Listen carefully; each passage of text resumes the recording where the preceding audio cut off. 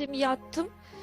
Mutfakta gaz var ya, tüp ha, onu bilmiyorum, biri açmış mı, gaz dolup duran eve ışık yandırmışlar, mutfak taraf partlamış.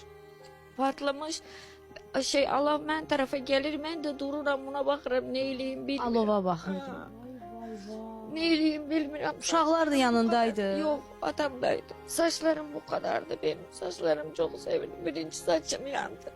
Sonra başıma taktı, gelip düştü. Yüzeki yine yıkıldım. Alev içinden dürerken ellerim yapıştı kaldı. Koparamadım ellerim yerden. Tek ellerimin sümükleri kalmıştı. Et beti yoktu, bu ameliyat ola iyileşti. Artık hiçbir şeyim de kalmadı satacağım. Ne zaman, neçə dəfə əməliyyat oldun? 10 10 dəfə. kere. 10 kere. 2 kere kalbim durdu.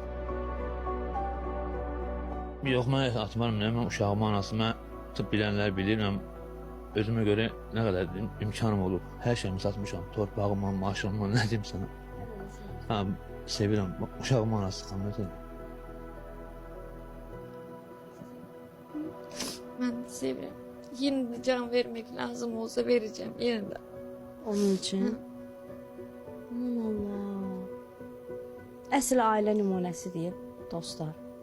Hə, necə baxır sənə, nə edir məsələn? Bana yemek pişirir, yıkandırır beni, paltarlarımı yıkayır, bakır, yemeğimi yedirir, dışarıya çıkardı. Sevir de beni.